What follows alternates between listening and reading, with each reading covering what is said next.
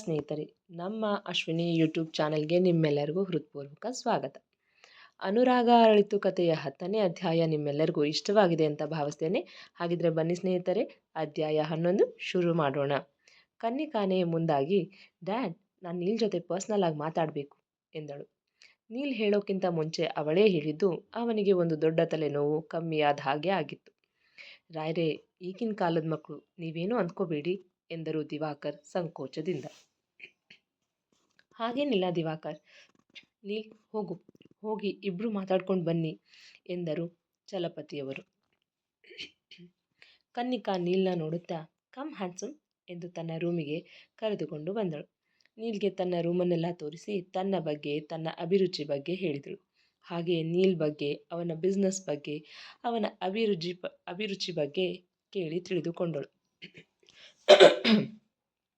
ಕನ್ನಿಕಾ ನೀಲ್ ಬಳಿ ಬಂದು, ನಿಮ್ಮ ಅಭಿರುಚಿ ಪರ್ಫೆಕ್ಟಾಗಿ ಮ್ಯಾಚ್ ಆಗುತ್ತೆ. ಹಾಗೆ ನನಗೆ ನೀವು ತುಂಬಾ ಇಷ್ಟ ಆದ್ರಿ. You are looking so hot and handsome. ನಾನು ನಿಮ್ಮಂಥ ಹುಡುಗನ್ನೇ ಬಯಸಿದ್ದು ಎನ್ನುತ್ತಾ ಇನ್ನೂ ಹತ್ತಿರ ಹೋಗಿ ಅವನ ಕೊರಳ ಸುತ್ತ ತನ್ನ ಕೈ ಹಾರದಂತೆ ಹಾಕಿ ಮೋಹಕವಾಗಿ ನಗುತ್ತಾ, ನಾನು ನಿಮ್ಗೆ ಇಷ್ಟ ಆದ್ನಾ ಎಂದು ಕೇಳಿದಾಗ ನೀಲ್ ಅವಳ ಕೈಯಿಂದ ತನ್ನನ್ನು ಬಿಡಿಸಿಕೊಂಡು ದೂರ ಸರಿದು ನಿಂತ.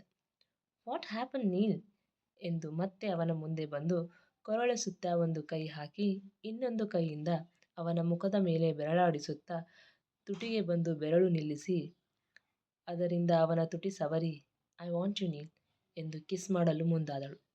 ನೀಲ್ ಅವಳನ್ನು ದೂರ ತಳ್ಳಿ, ನಿನಗೇನು ತಲೆ ಕೆಟ್ಟಿದ್ಯಾ? ಒಂದು ಹೆಣ್ಣಾಗಿ ಮೈ ಮೇಲೆ ಬಿದ್ದು ಬರ್ತೀಯಲ್ಲ, ನಿಂಗೆ ನಾಚಿಕೆ ಆಗಲ್ವಾ ಎಂದ ಕೋಪದಿಂದ. ವಾಟ್, ನಾಚಿಕೆನಾ? ಯಾಕಾಗಬೇಕು? ನನಗೆ ನೀನು ಇಷ್ಟ ಆದೆ. ನೀನು ವಿದೇಶದಲ್ಲಿದ್ದೆ ಅಂದ್ರಲ್ವಾ, ಅಲ್ಲಿ ಎಲ್ಲ ಹುಡುಗಿಯರು ಹೀಗೆ ಬೋಲ್ಡ್ ಅಲ್ವಾ? ಮತ್ತು ನಾನು ಮೇಲೆ ಬಿದ್ದು ಬಂದರೆ ಯಾಕೆ ಹೀಗೆ ಬಿಹೇವ್ ಮಾಡ್ತಿದ್ಯಾ ಎಂದು ಕೇಳಿದರೆ, ಮೇಲ್ ಬಿದ್ದು ಬರೋ ಹುಡುಗಿಯರೆಲ್ಲ ಇಷ್ಟ ಆಗಬೇಕು ಅಂತ ಏನಿಲ್ಲ ಎಂದು ಒರಟಾಗಿ ಹೇಳಿ, ಫಸ್ಟ್ ಆಫ್ ಆಲ್ ನೀನು ನನಗೆ ಇಷ್ಟನೇ ಆಗಿಲ್ಲ. ನಾನು ಕೇಳಿದ್ದೆ ಇಂಡಿಯನ್ ಹುಡುಗಿಯರು ತುಂಬ ಟ್ರೆಡಿಷ್ನಲ್ ಆಗಿರ್ತಾರೆ, ಹುಡುಗ ನೋಡೋದಕ್ಕೆ ಅಂತ ಬಂದರೆ ಸಾರಿ ವೇರ್ ಮಾಡಿರ್ತಾರೆ, ತುಂಬ ನಯ ನಾಜೂಕಾಗಿರ್ತಾರೆ ಅಂತ ಕೇಳಿದ್ದೆ. ಆದರೆ ನೀನು ಅದಕ್ಕೆ ತದ್ವಿರುದ್ಧವಾಗಿದೆಯಾ. ಇನ್ನೊಂದು ವಿಷಯ ಏನು ಗೊತ್ತಾ ಎಂದ ಅವಳನ್ನೇ ನಿರೂಪಿಸುತ್ತಾ. ಆ ರೀತಿ ನೀಲ್ ಹೇಳಿದ್ದು ಕೇಳಿ, ಇವನೇನು ವಿದೇಶದಲ್ಲಿ ಇದ್ದು ಬಂದವನಾಗಿ ಒಳ್ಳೆ ಸಂಪ್ರದಾಯಸ್ಥನ ಥರ ಆಡ್ತಿದ್ದಾನೆ, ಅಲ್ಲಿ ಇದೆಲ್ಲ ಕಾಮನ್ ಅಲ್ವಾ ಎಂದು ಮನಸ್ಸಲ್ಲೇ ಮಾತನಾಡಿಕೊಂಡು ಮುಂದೆ ಏನು ಹೇಳುವನೋ ಎಂದು ಅವನನ್ನೇ ದಿಟ್ಟಿಸಿದಳು. ಹೌದು, ನಾನು ವಿದೇಶದಲ್ಲಿದ್ದು ಬಂದಿದ್ದೀನಿ, ಹಾಗಂತ ನಾನು ಯಾವ ಹುಡುಗಿ ಹಿಂದೆನೂ ಹೋಗಿಲ್ಲ. ನಿನ್ನ ಅಪ್ಪನಂತಹ ಸಾವಿರಾರು ಹುಡುಗಿಯರು ಮೇಲ್ ಬಿದ್ದು ಬಂದರೂ ನಾನು ಅವ್ರ ಕಡೆ ತಿರುಗೂ ನೋಡಿಲ್ಲ. ಇನ್ಫ್ಯಾಕ್ಟ್ ಇಲ್ಲಿವರೆಗೂ ಯಾವ ಹುಡುಗಿನೂ ಇಷ್ಟ ಆಗಿಲ್ಲ.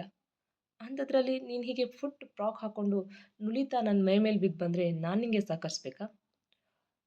ಫ್ರಾಕ್ ಅಂತಲ್ಲ, ನೀನು ಬಿಗ್ನಿ ಹಾಕಿ ಬಂದರೂ ನಾನು ನಿನಗೆ ಬೀಳೋದಿಲ್ಲ ಎಂದ ಮಾತು ಕನ್ನಿಕಾಳ ಈಗೋಗೆ ತುಂಬಾ ಹರ್ಟ್ ಮಾಡಿತ್ತು.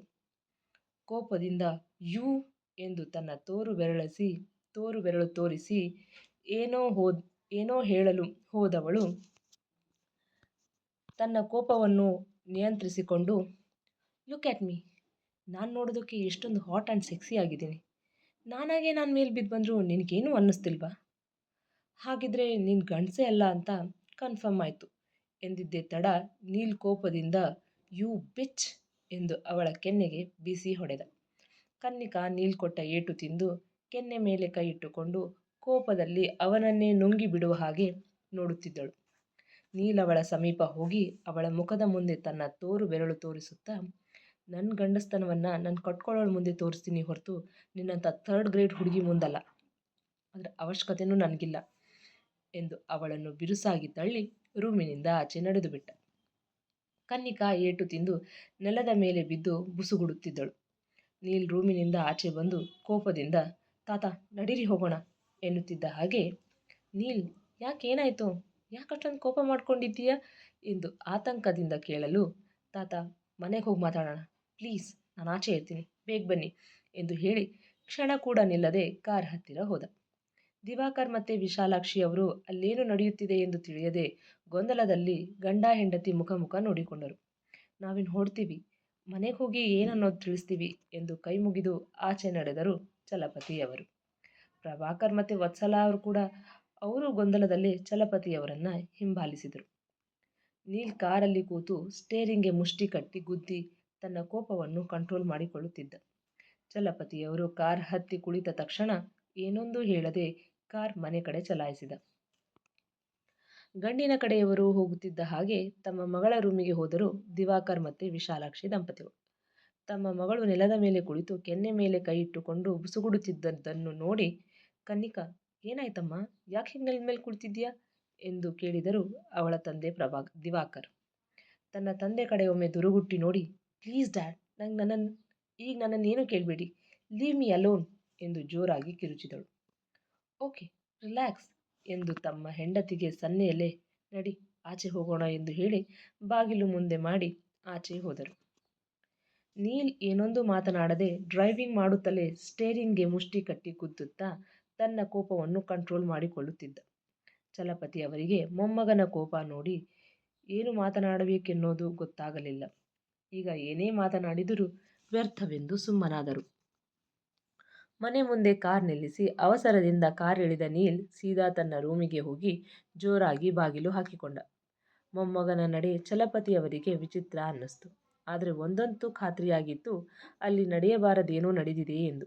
ಆದರೆ ಅಲ್ಲಿ ಏನಾಗಿದೆ ಅನ್ನೋದನ್ನು ನೀಲ್ ಹೇಳುವವರೆಗೂ ಇವರಿಗೂ ಗೊಂದಲವೇ. 1-2 ಗಂಟೆಗಳು ಕಳೆದ ನಂತರ ಕನ್ನಿಕಾಳ ಕೋಪ ಕಡಿಮೆಯಾಗಿತ್ತು. ತನ್ನ ತಂದೆ ತಾಯಿಯ ಮುಂದೆ ನೀಲ್ ತನಗೆ ಹೊಡೆದ ವಿಷಯವನ್ನು ಹೇಳಿದಳು. ದಿವಾಕರ್ಗೆ ನೀಲ್ ಮೇಲೆ ತುಂಬಾನೇ ಕೋಪ ಬಂದಿತು. ತಕ್ಷಣ ಬ್ರೋಕರ್ ರಾಮಪ್ಪನಿಗೆ ಕರೆ ಮಾಡಿ ತಮ್ಮ ಮಗಳು ಹೇಳಿದ ವಿಷಯ ಹೇಳಿದರು. ಅದನ್ನು ಕೇಳಿದ ರಾಮಪ್ಪ ಪ್ರಭಾಕರ್ ಅವರಿಗೆ ಕಾಲ್ ಮಾಡಿ ಹುಡುಗಿ ಜೊತೆ ನೀಲ್ ನಡೆದುಕೊಂಡ ರೀತಿ, ಆಕೆ ಮೇಲೆ ಕೈ ಮಾಡಿದ್ದು ಹೇಳಿ, ಹೆಣ್ಣಿನ ಕಡೆಯವರು ಬಾಯಿ ಬಂದ ಹಾಗೆ ನನ್ನ ಬೈತಿದ್ರು. ಅಲ್ಲ, ನಿಮ್ಮ ಹುಡುಗನಿಗೆ ಹುಡುಗಿ ಜೊತೆ ಹೇಗೆ ನಡ್ಕೊಳ್ಬೇಕು ಅನ್ನೋದು ಗೊತ್ತಿಲ್ವಾ ಎಂದು ಪ್ರಶ್ನೆ ಮಾಡಿದನು. ಪ್ರಭಾಕರ್ ಅವರಿಗೆ ರಾಮಪ್ಪ ಹೇಳಿದ ವಿಷಯ ಕೇಳಿ ಕೋಪ ಬಂದು, ಏನ್ರಿ ರಾಮಪ್ಪ, ಅವ್ರು ಹೇಳಿದ್ರೆ ನೀವು ಕೇಳಿಬಿಡ್ತೀರಾ? ನೀಲ್ ಏನು ಅಂತ ನನಗೆ ಚೆನ್ನಾಗಿ ಗೊತ್ತು. ನಾನು ಅವನನ್ನು ನಿನ್ನೆ ಮೊನ್ನೆಯಿಂದ ನೋಡ್ತಿಲ್ಲ, ಚಿಕ್ಕ ವಯಸ್ಸಿನಿಂದಾನು ನೋಡ್ತಾ ಇದ್ದೀನಿ. ಅವನೇನು ಅಂತ ನೀವು ನನಗೆ ಹೇಳಬೇಕಾಗಿಲ್ಲ. ಮೊದಲು ವಿಷಯ ಏನು ಅಂತ ನಾನು ಅವನನ್ನು ಕೇಳಿ ತಿಳ್ಕೊಂಡು ಆಮೇಲೆ ನಿಮ್ಮನ್ನು ಮತ್ತು ಆ ಹೆಣ್ಣಿನ ಕಡೆಯವ್ರನ್ನ ವಿಚಾರಿಸ್ಕೊಳ್ತೀನಿ ಎಂದು ಕೋಪದಲ್ಲಿ ಫೋನ್ ಕಟ್ ಮಾಡಿದರು. ವತ್ಸಲ ಅವರು ತಮ್ಮ ಗಂಡ ಯಾರ ಜೊತೆಗೋ ಜೋರಾಗಿ ಮಾತನಾಡುತ್ತಿರುವುದನ್ನು ಕೇಳಿ, ಯಾಕ್ರಿ, ಏನಾಯಿತು, ಯಾರ ಜೊತೆ ಅಷ್ಟು ಜೋರಾಗಿ ಮಾತಾಡ್ತಿದ್ದೀರಾ ಎಂದು ಕೇಳಿದರೆ, ಬ್ರೋಕರ್ ರಾಮಪ್ಪನ ಜೊತೆ ಎಂದು ಅವನು ನೀಲ್ ಬಗ್ಗೆ ಹೇಳಿದ ವಿಷಯವನ್ನು ಹೆಂಡತಿ ಮುಂದೆ ಹೇಳಿದರು. ಏನ್ರಿ ಹೇಳ್ತಿದ್ದೀರಾ ನೀವು, ನೀಲ್ ಆ ಹುಡುಗಿಗೆ ಹೊಡೆದ್ನಂತ ಎಂದು ಆಶ್ಚರ್ಯದಿಂದ ಕೇಳಿದರು. ಈ ಕಡೆ ನೀಲ್ ಸಂಜೆಯಾದರೂ ರೂಮಿನಿಂದ ಆಚೆ ಬಂದಿರಲಿಲ್ಲ. ಬೆಳಗ್ಗೆ ರೂಮ್ ಸೇರಿದ್ದ ಮೊಮ್ಮಗ ಸಂಜೆಯಾದರೂ ಆಚೆ ಬರದೇ ಇರೋದನ್ನು ನೋಡಿ ಚಲಪತಿಯವರಿಗೆ ಭಯ ಆಗೋದಕ್ಕೆ ಶುರುವಾಯಿತು. ಮನಸ್ಸಿಗೆ ಸಮಾಧಾನವಾಗದೆ ಹೋಗಿ ನೀಲ್ ರೂಮ್ ಬಾಗಿಲು ಬಡಿಯತೊಡಗಿದರು. ನೀಲ್ ಕೋಪದಲ್ಲಿ ತನ್ನ ರೂಮೆಲ್ಲ ಚೆಲ್ಲಾಪಿಲ್ಲಿ ಮಾಡಿದ್ದ. ಕನ್ನಿಕಾನ ಮೇಲಿನ ಕೋಪಕ್ಕೆ ನೀಲ್ ತನ್ನ ರೂಮಿನ ಬೆಲೆಬಾಳುವ ವಸ್ತುಗಳನ್ನೆಲ್ಲ ಒಡೆದು ಚೂರು ಚೂರು ಮಾಡಿದ್ದ. ತನ್ನ ಕೋಪ ಒಂದು ಹಂತಕ್ಕೆ ಬಂದ ಮೇಲೆ ಸುಸ್ತಾಗಿ ಅಲ್ಲೇ ಬೆಡ್ ಮೇಲೆ ಮಲಗಿ ನಿದ್ದೆ ಹೋಗಿದ್ದ. ನೀಲ್ ಬಾಗಿಲು ಬಡಿಯುವ ಶಬ್ದಕ್ಕೆ ಕಣ್ಬಿಟ್ಟು ನೋಡಿದ. ಸಮಯ ಅದಾಗಲೇ 5:30 ಆಗಿತ್ತು. ಕಣ್ಣು ಜುತ್ತಾ ಹೋಗಿ ಡೋರ್ ಓಪನ್ ಮಾಡಿದ.